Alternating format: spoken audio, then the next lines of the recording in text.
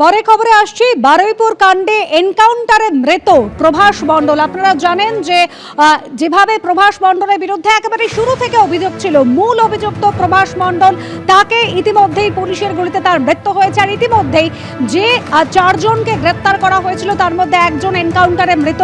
চতুর্থ গ্রেপ্তারি কবির মোল্লা, তাকে ইতিমধ্যেই আজ আদালতে পেশ করার কথা রয়েছে।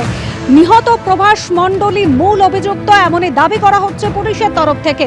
এই প্রভাসী নাবালিকাকে নিয়ে এসেছিল, নাবালিকাকে আটকে রেখে ধর্ষণ এবং খুন করেছিল প্রভাস মণ্ডলী। এই তদন্ত একদিকে যেরকম চলছে, অন্যদিকে আরেকটি তদন্ত, পুলিশের ওপর হামলা, ভাঙচুরের ঘটনা, অশান্তির ঘটনায় আরও 8 জনকে গ্রেপ্তার করা হয়েছে। সুকান্ত মুখোপাধ্যায় আমাদের প্রতিনিধি সরাসরি রয়েছেন আমাদের সঙ্গে। সুকান্ত, তাহলে এই অশান্তির ঘটনায় সব মিলিয়ে গ্রেপ্তারের সংখ্যা হলো 26। কি অভিযোগ তাদের বিরুদ্ধে?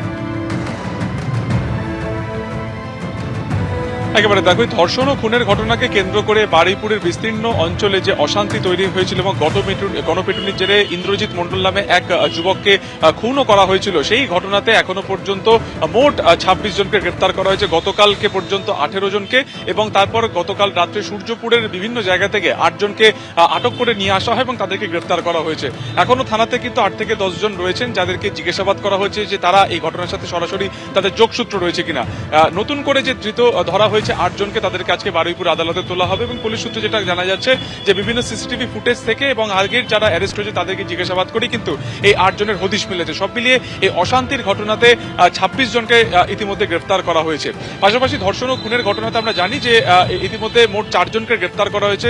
আজকে যাকে গতকাল বেলার দিকে যাকে গ্রেফতার হিসেবে অফিসিয়ালি বলা হয়, সেই কবির মোল্লা, তাকে আজকে তাকে বারুইপুর আদালতে তোলা হবে। এবং পুলিশ সূত্রে যেটা জানা যাচ্ছে যে গতকালকে অ্যাডিশনাল এসপি এবং আইজি প্রেসিডেন্সি রেঞ্জ কঙ্কর প্রসাদ বারুই, তারা নিজেরা ঘটনাস্থল একেবারে এই থানাতে এসেছিলেন এবং এই 3 জনকে মুখোমুখি বসেও কিন্তু জিজ্ঞাসাবাদ করা হয়। তার আগে তাদেরকে আলাদা আলাদা করেও জিজ্ঞাসাবাদ করা হয় এবং প্রত্যেকটা ক্ষেত্রে মূলত যেটা বোঝার চেষ্টা হচ্ছে যে তারা তথ্যে কোনো রকম বিকৃতি করছে কিনা বা তদন্তকে বিভ্রান্ত করার তারা চেষ্টা করছে কিনা, মূলত তাদের কি ভূমিকা ছিল এই ধর্ষণ ও খুনের ঘটনার পরিপ্রেক্ষিতে, এবং কিভাবে এই নাবালিকাকে নিয়ে আসা হয়েছিল, কোথায় তার উপর যৌন অত্যাচার করা হয়, কোথায় তাকে খুন করা হয় এবং কোথায় বডি ডাম্প করা হয়। অর্থাৎ পুরোটা ঘটনাক্রম সাজিয়ে, সময় সাজিয়ে একটা প্যাটার্ন নির্দিষ্টভাবে কিন্তু তৈরি করার চেষ্টা করছেন, যা পরবর্তীকালে আদালতও জমা করবেন বা সেই রিপোর্ট জমা দেওয়া হবে পুলিশের তরফে।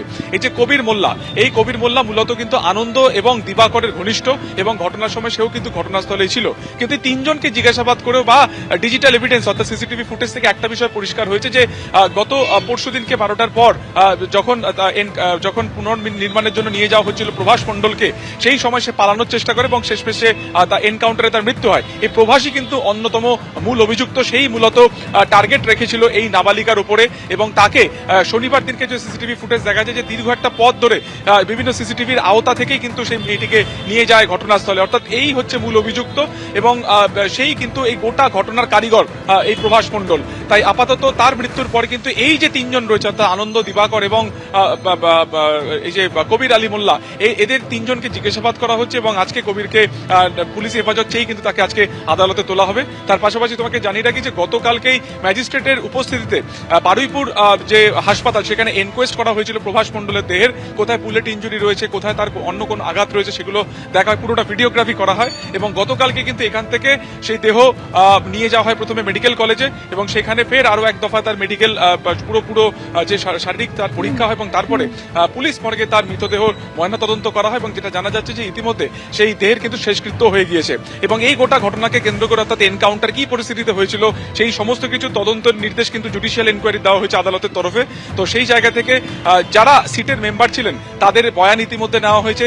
যে আর্মস ইউজ করা হয়েছিল বা যে আর্মস ছিনিয়ে নেওয়ার চেষ্টা করেছিলেন এই প্রভাস মণ্ডল, সেই সমস্ত কিছুই জমা পড়েছে। এবং বারুইপুর যে কোর্ট, সেখানে কিন্তু একটি জিডি এন্ট্রি হয়েছে এবং সুপ্রিম কোর্টের গাইডলাইন মেনেই কিন্তু এই যে এনকাউন্টারের যে প্রক্রিয়া বা এনকাউন্টারের পরবর্তীকালের যে আইনি প্রক্রিয়া, সেটা সম্পন্ন করছে বারুইপুর থানা। ধন্যবাদ সুকান্ত। এবিপি আনন্দ, এগিয়ে থাকে, এগিয়ে রাখে।